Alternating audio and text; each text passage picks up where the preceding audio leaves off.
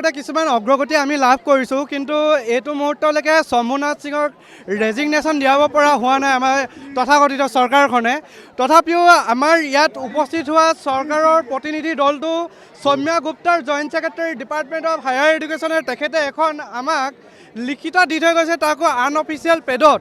গতিকে তাত তেখেতে উল্লেখ কৰিছে যে আলোচনাৰ অন্তত ডক্টৰ শম্ভুনাথ সিঙৰ যি বিৰুদ্ধে অভিযোগসমূহ আছিল, অভিযোগসমূহৰ বিষয়ে ডিছকাছ কৰা হৈছে আৰু তেখেতক কোনো প্ৰশাসনিক কামত ইয়াত হস্তক্ষেপ কৰিবলৈ দিয়া নহ'ব আৰু পৰৱৰ্তী সময়ত তেখেতৰ ওপৰত প্ৰশাসনিক তদন্ত ব্যৱস্থা লোৱা হ'ব বুলি ইয়াত উল্লেখ কৰিছে।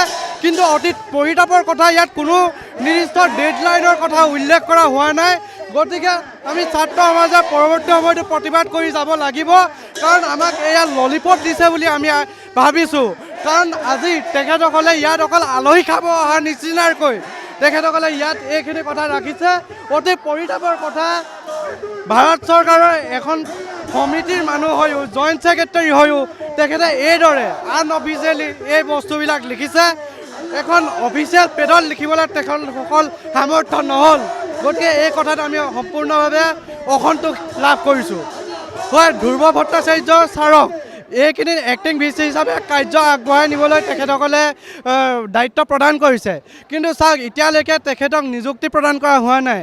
কিছুমান টাৰ্মছ থাকে, এপইণ্ট আৰু কিছুমান নিযুক্তি প্ৰদান কৰা আৰু যি দায়িত্ব প্ৰদান কৰাৰ মাজত যথেষ্ট পাৰ্থক্য থাকে। তেখেতসকলে শব্দৰ কিছুমান লৈ পিনি আমাৰ লগত ৰাজনীতি খেলি আছে যেন আমি অনুভৱ কৰিছোঁ। কাৰণ আমাক এক্টিং ভিচিগৰাকী এটা টেম্পৰাৰী বস্তুহে, আমাক এজন নিকা সঁচা প্ৰকৃতপক্ষত শিক্ষাবিদক ইয়াত স্থায়ী উপাচাৰ্য হিচাপে নিযুক্তি কৰাটো আমি বিচাৰিছোঁ।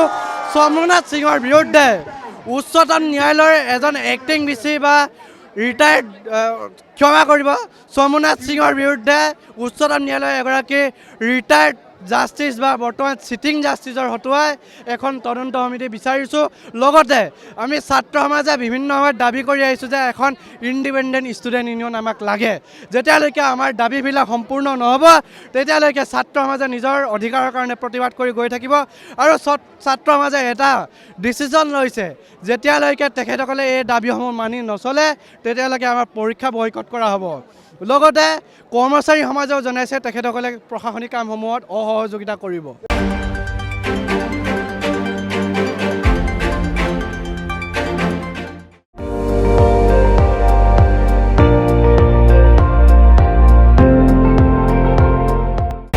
আপুনি চাই আছে ND24, সৰ্বশ্ৰেষ্ঠ নহয় সৰ্বোত্তমৰ দৌৰত।